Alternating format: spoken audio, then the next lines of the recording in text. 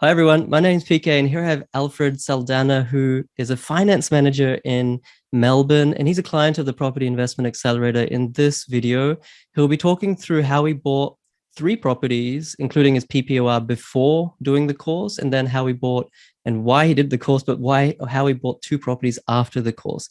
How that experience was different. We'll go through his portfolio, and he's an experienced property investor now. He'll share some golden nuggets, some tips, some tricks to help you guys, achieve what he has. So thank you, Alfred. I know we've already been talking, but thank you for making time for this. My pleasure. I think so. It's a good experience to have a chat with you. Whatever 5-10 minutes I get from you, PK, it's amazing. I learned lots from this.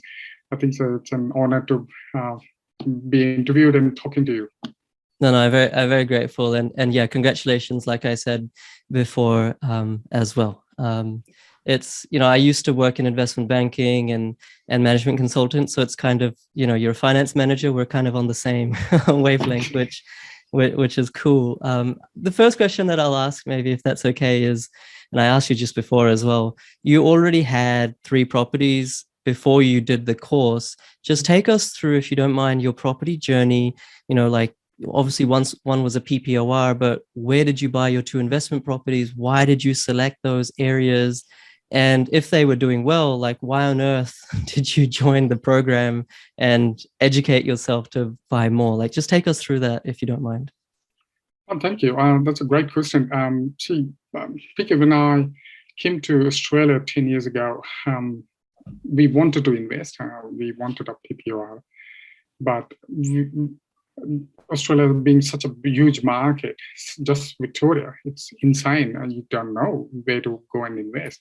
So we took some help from a buyer's agent, and he did help us to buy a property which was more in the northwest of Melbourne. When we did the contracts, we were very happy. We were excited. It's a new house and land package, brilliant. The floor plans look excellent, and as we were very emotional about it. When we got the settlement, after a year, when I tried to do some maths by myself, and I said, "Hey, I could have done this better than the buyer's agent. It would have been much cheaper." And the blessing in disguise was both the sons play soccer. So we were going to different suburbs for their games. And that is how I got in knowing a lot about the suburbs within Victoria. And we thought, oh, there are lots of other opportunities. Why this gentleman took us to this suburb, which is not even growing well. So that's how we started doing some analysis and everything, watching online videos or just looking at a suburb. Wherever we went to play soccer, just go for a drive in those suburbs and just see what's happening there. That's how we did one more investment. But when we did our investment, we found that we could do it better than the buyer's agent, because there was a lot of self-interest in there, and they made close to 30 to 35,000 out of us. So that was a big kick in the backside, and saying, "Hey, you lost almost that money. If you were more educated and intelligent, you would have saved that money." So that kind of drove us to, and I came across you understanding that you talk about data. You don't just talk about any content. You talk about data, and then data is what supports your results. Being in finance, that is what I do. This is data. On data basis, we come to a conclusion whether the decision is right or wrong, or what is our next step. So I think that concept sat in me, and I said, okay, let's join this. It's no harm in joining and seeing and educating myself. So coming this side of the fence after the knowledge, I think so I joined you sometime May last year. Yeah. It opened a lot of avenues of thought process which we had before we started the course. Is how we look at investment from a long term and a short term. It's just not looking at rental income, but a capital and the rent.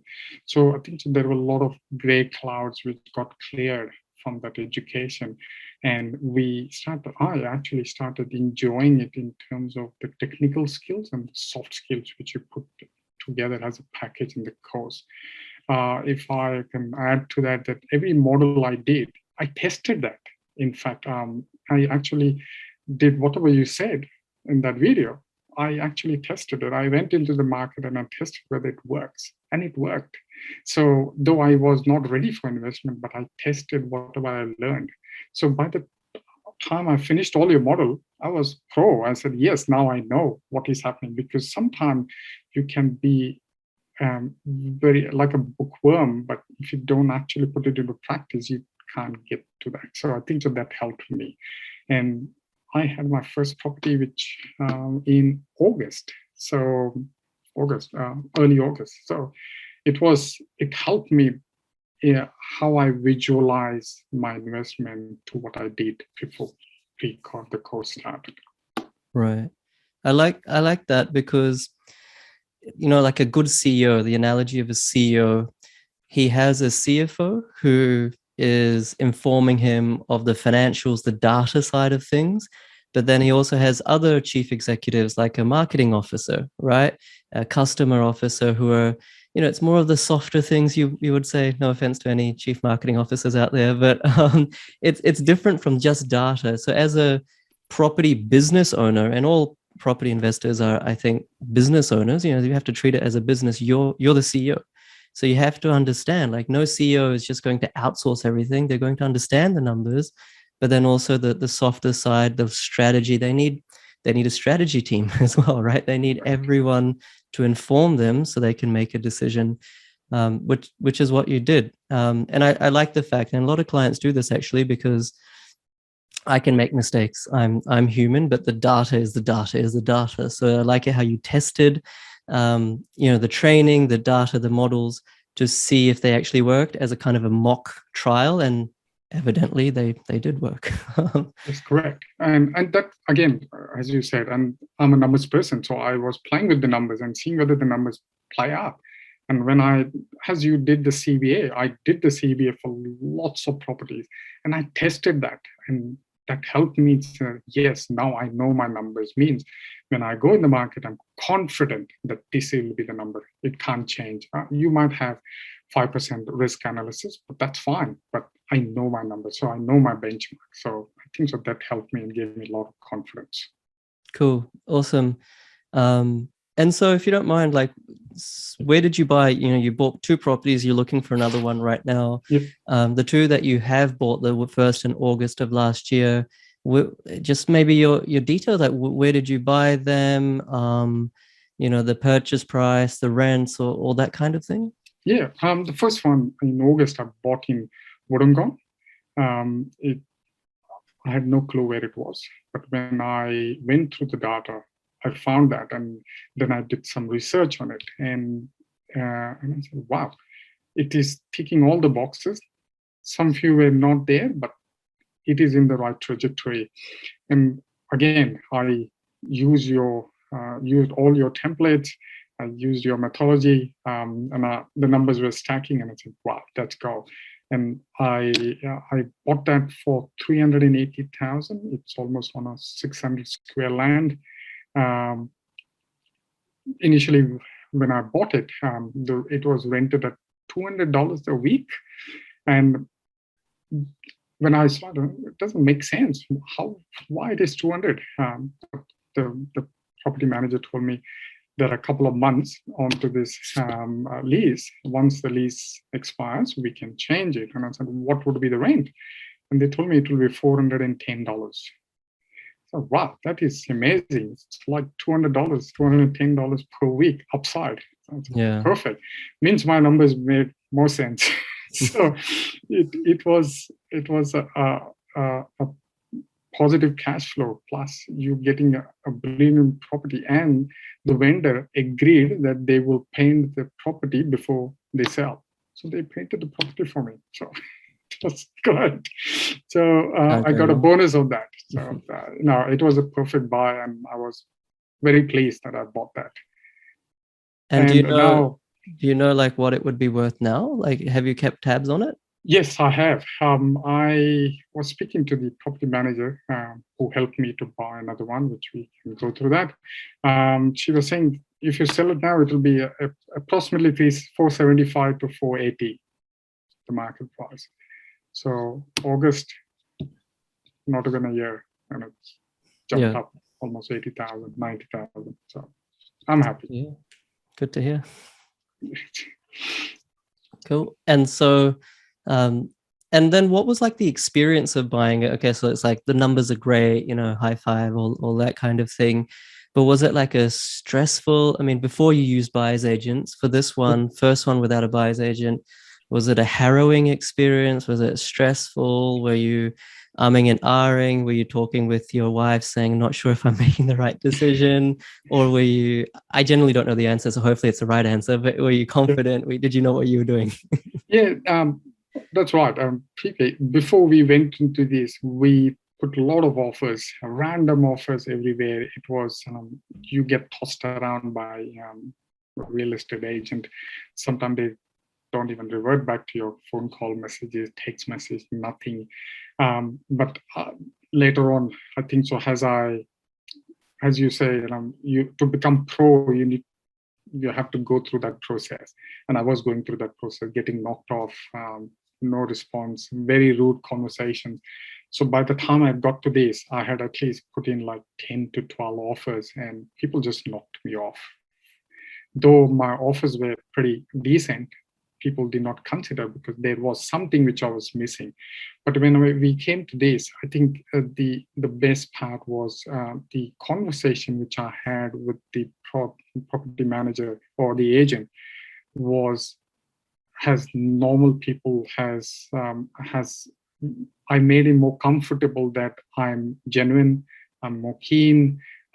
You can send me the contract. I'm happy to put an offer. I'm happy to work with you to get the best price for this property, etc., etc. So I think so he was more comfortable that I am keen. I'm not just playing around with his time. So I think that is where that confidence built for him and for myself to learn and how to negotiate.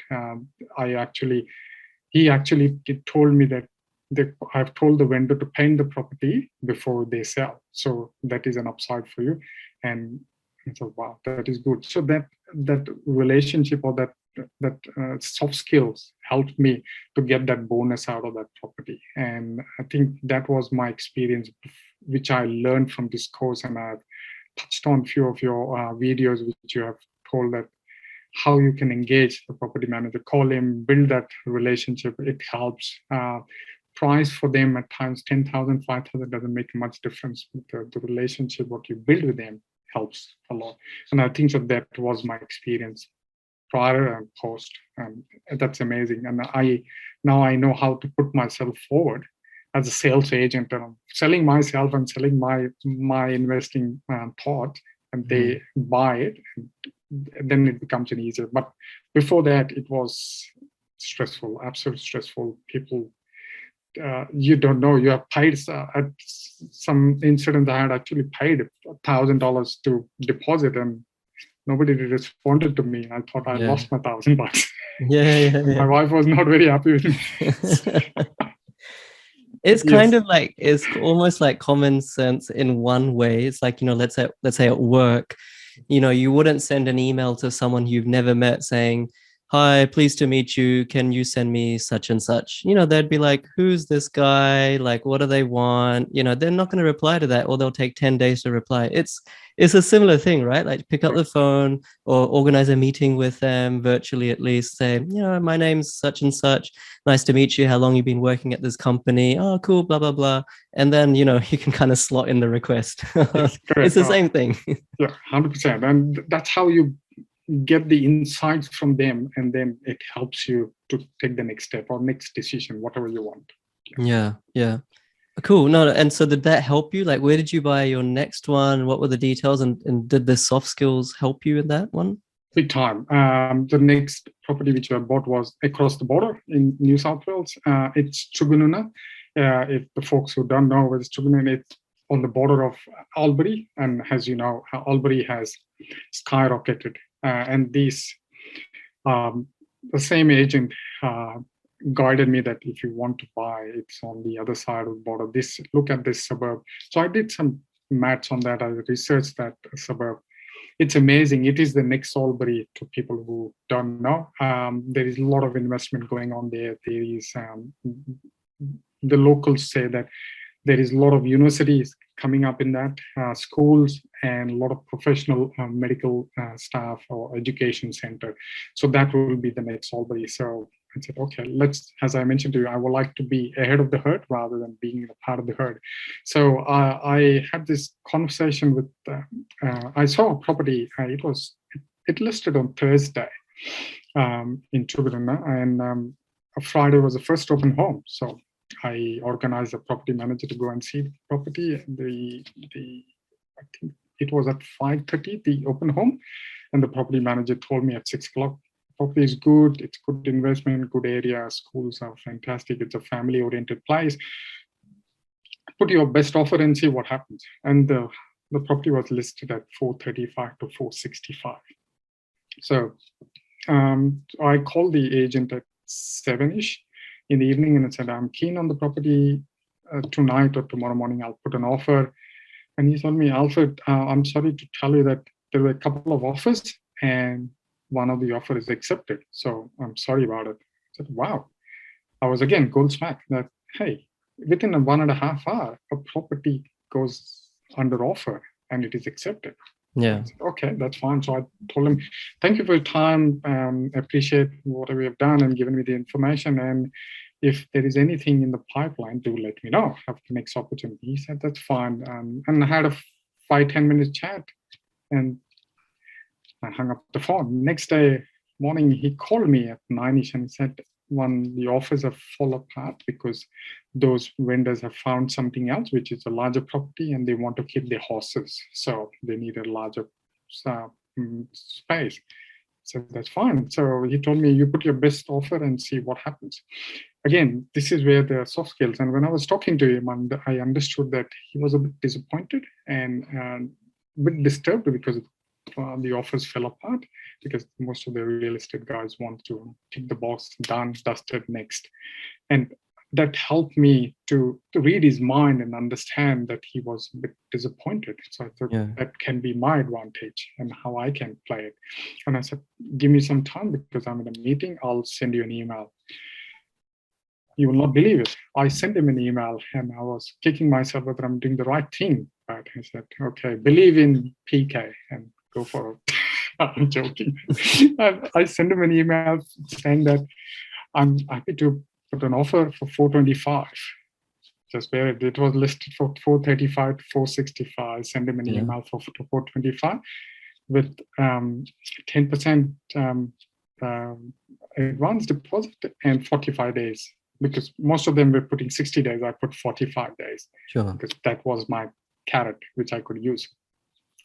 And he emailed me in 10 minutes and saying, hey, look, I can get you this property if you put 435. The vendor will hand it over to you. I said, okay, I'll think about it. And then I flicked him an email. Being an accountant, like to negotiate with numbers, I put it at 430.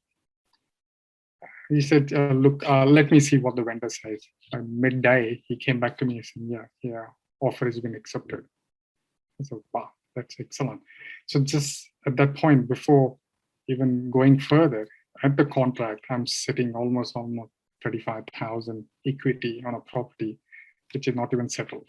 It's settling next month. So because the true valuation is 465. Yes, correct. Right. So when I went to the bank, I checked with the bankers because they want to go through the valuation process and what was the final value. The banks don't tell me, but the mortgage broker did tell me that they came up at high 460s. So perfect, means the bank has valued at that, means the market value will be stronger. So I'm happy with that. Currently, the tenants who are staying there paying 250, but the rental appraisal, which is the lease ends in July, it will be turned up to 410 or 420, something like that. Right. So I'm still sitting on 5.1%. Yeah. So that's not bad. In a good area, and the property was built in 2005, so it's 10, 20 years. So you'll get some good depreciation benefits on that as well. So Correct. sounds like $35,000 under market value. It's obviously in a growth area. What suburb did you say it was in again? Suburban. It's just the border of Albury, East Albury. East Albury. Okay. So that Albury Wodonga region has been, really, really, really strong. It's very, very strong. And I know that a couple of streets, the property was listed for 460. It sold for 465. Same size. It's almost 850 square land, which I bought. It's a 3-bedroom, huge alfresco. You can actually play cricket there. So it was amazing, and the tenants want to continue, and they might pay the rental, which is the new rental appraisal, probably. Yeah. I'm not sure. So that's property manager's job, not mine. Yeah. And that's actually a good sort of tip that I'm hearing as you're speaking. Like, a lot of properties are under rented, and that might be because there's been a landlord who's owned it for many years and they just kind of don't care anymore or whatever. And that, coupled with the fact that rents are rising in some of these areas that we're investing in very strategically. So just, for anyone who's watching and listening as well, just because the like Alfred has said, just because the rental seems low, that might not be reflective of the true market rental rate. So, do your own analysis, understand how to do that. Don't just go by what the incumbent tenant pays. You might miss out on properties, or don't look at properties that are actually hugely positive cash flow. And obviously in growth areas, I mean, Alfred, I can't remember, I don't want to put words in your mouth, but since August, you bought those 2 properties. We're in April now. So, not even a year, you probably have more than 100, maybe $150,000 of equity just on those 2 alone. Correct. Yeah. Correct. But that's good. I can bring up some equity and move forward. Yeah, that's it. And so what is your plan? So now you have, I assume you didn't sell your Melbourne properties. So now you have 4 investment properties, 2 previously through the buyer's agent, but now these 2 more, I would say, superior properties, if I can say. What's your medium-term plan, or what's your long-term plan? Why are you doing all this?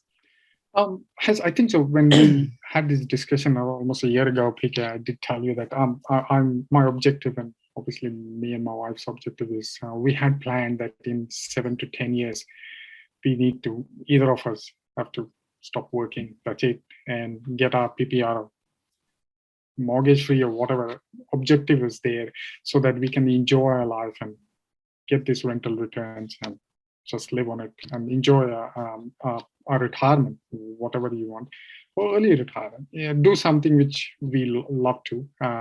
So that is our plan. And obviously, investing in this channel, what we have used with your help and previously, is which will help build that platform for us and to get to that, so that we don't have to stress financially. It is there. You can think and do something else, which you always want to do, because as a migrant, we have changed 2 countries. It's challenging. By the time you settle your whole family, you've almost lost 5 years. So we moved from New Zealand to Australia. So it's been a journey. So we want to enjoy and all our investment working for us rather than we working for the investment. Yeah. And it really sounds to me like you have a good mindset about it. Like you've taken control of your own property journey. Like you've realized that, hey, you could have done a better job previously, but let that be. You can't do much about that, but in the future you can change things. And the second thing is you've actually done something.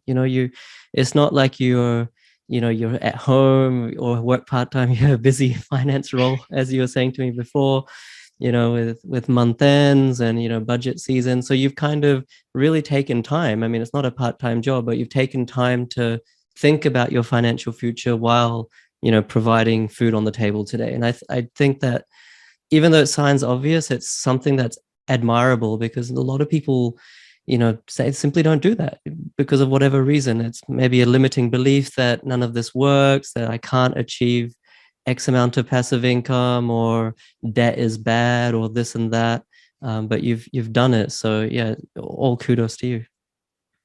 Thank you. I think you being a good mentor, you kind of lead us in the right direction with the probably guardrails, which helps us to point us in the right direction. I think that is critical and important. Otherwise, as you say, 15,000 suburbs, where will you run?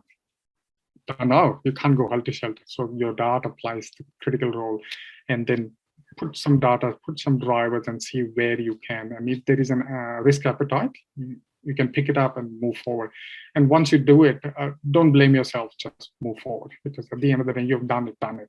You learn from your mistakes, and that's what I've learned. My biggest learning is every disappointment brings an additional knowledge. So use that soft skills, whatever you have. We can, even if people can backfire you and say, hey, I don't want to talk to you, but use that skills every time you have a conversation. You will get better every time. And I think so. I've learned that. So it's a plus. That's it. Yeah. No, amazing. Well, thank you for sharing all of that, Alfred. I'm sure people get a lot of obviously education and kind of real life practical tips from what you've said. Like, you can hear about property and you can hear about data, you can hear my videos, but I really feel, and I get a lot of good feedback as well, when people hear real life stories from, normal people like yourself, and it's not only inspirational, but it kind of allows them to believe that actually they can do it too. It's not just something that's exclusive for the rich, or it's not just something that a whole bunch of people got lucky with, or that only worked in the 90s because now house prices are more expensive. Like, you didn't buy anything more than $500,000, right? So it is possible. And I think that should be the message. Anything else that you'd like to share? No, I think so. I've covered most of them, and probably thanks to you. I think you kind of I always tell my wife, I think so that gray clouds which I had, I think so you cleared it with that education. I think so that is important. Yeah. No, thank you so much, and congratulations, Alfred. And for everyone who's watching, we talk about these things a lot in my videos. I've done like more than 60 of these interviews with people exactly like Alfred, but it's kind of like obvious stuff. Sometimes it's quite repetitive. We talk about the same things, but you really have to do something about it. That's where the benefit comes. That's where the return on investment is. The return on investment isn't going to be from watching this video.